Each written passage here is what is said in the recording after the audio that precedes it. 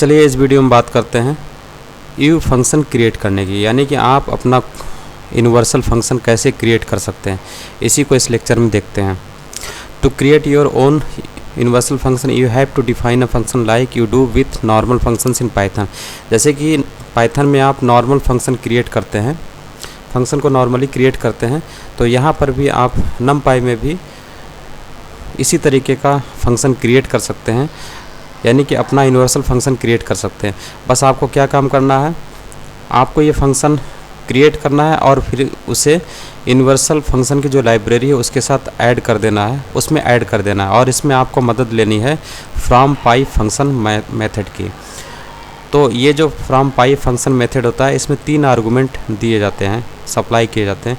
पहला होता है फंक्शन जिसे आप बनाते हैं, जिसे आप यूनिवर्सल फंक्शन लाइब्रेरी में ऐड करना चाहते हैं, तो उस फंक्शन को देना होता है, उसका नाम देना होता है।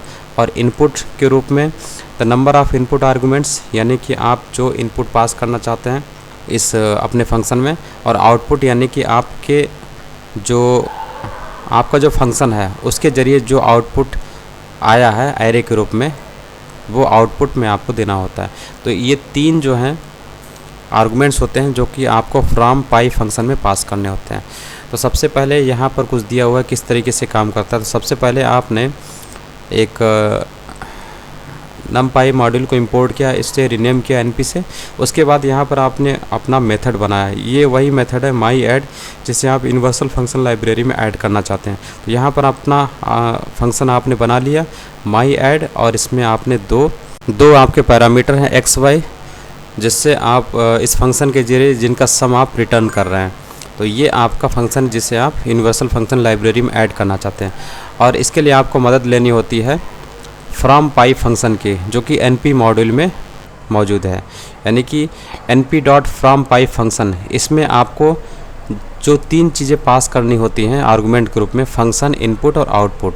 तो फंक्शन का नाम ये हो गया माई ऐड, जो कि आपका फंक्शन है, और इसमें आप कितने इनपुट आर्गुमेंट पास कर रहे हैं, यानी कि आप एक्स वाई यानी कि 2 कर रहे हैं, तो आपको यहाँ पे 2 लिखना है।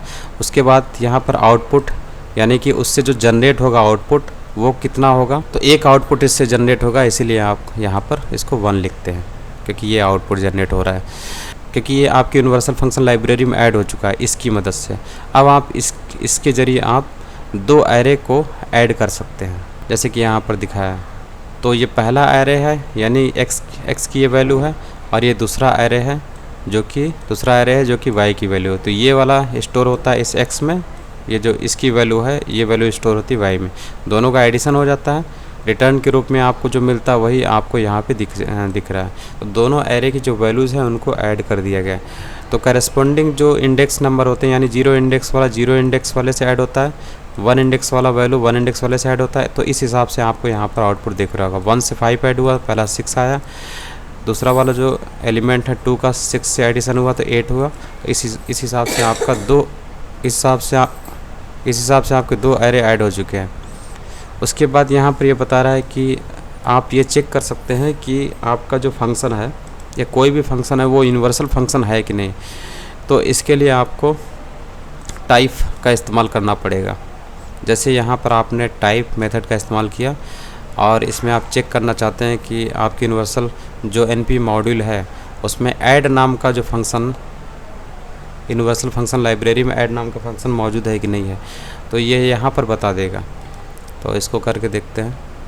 तो यहाँ पर ये बता रहा है कि हाँ ऐड नाम का फंक्शन है, क्योंकि इससे पहले हम लोगों ने जो पिछले वाला लेक्चर था उसमें ऐड नाम का यूनिवर्सल फंक्शन हम लोगों ने पढ़ा था। तो इसलिए बता रहा है कि np जो मॉड्यूल है उसमें ऐड नाम का यूनिवर्सल फंक्शन मौजूद है। तो इसका जो रिजल्ट है कुछ इस तरीके से आता है। यहाँ पे क्लास और यहाँ पे numpy.if फंक्शन, ई फंक यहाँ पे लिखा हुआ है, यानी कि ये यूनिवर्सल फंक्शन है। वहीं अगर आप यहाँ पर एक और अल्फ़ाबेट मान लीजिए लिख दीजिए, तो इस नाम का कोई फंक्शन होगा ही नहीं, इसलिए यहाँ पर आपका ये आउटपुट नहीं आएगा, कुछ और आउटपुट आएगा।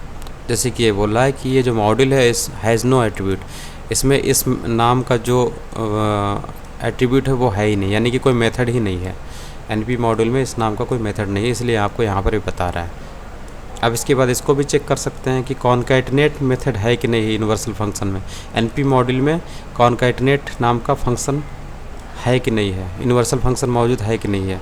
तो यहाँ पर देखिए ये बता रहा है कि ये यूनिवर्सल फंक्शन तो नहीं है, दूसरा बिल्ट इन फंक्शन है, इसलिए यहाँ पर लिखा है बिल्ट इन फंक्शन, क्योंकि कॉन्कैटिनेट मेथड एनपी मॉड्यूल में है लेकिन ये यूनिवर्सल फंक्शन नहीं बल्कि बिल्ट इन फंक्शन है, ये यहाँ पर ये बता रहा है।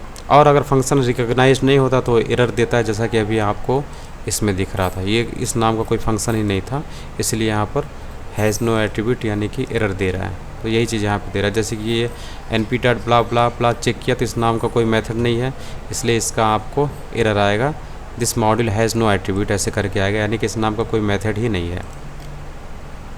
उसके बाद है to test if the function is universal function in an if the statement use the numpy if function value और np dot if function if you use np as alias for np numpy।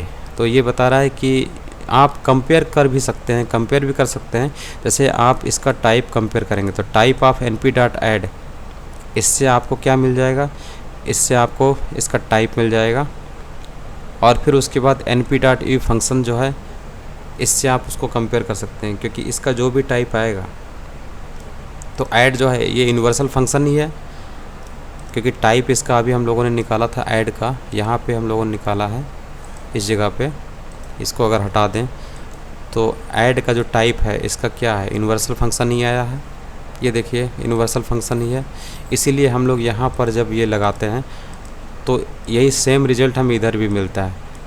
तो ये जो line होती है true हो जाती है, true होने के बाद इफ़ की बॉडी में जो कोड पड़ा हुआ है ये रन कर जाएगा, यानी कि आपको यही चीज़ मिलेगी, add is universal function, add is universal function. तो इस तरीके से काम करता है।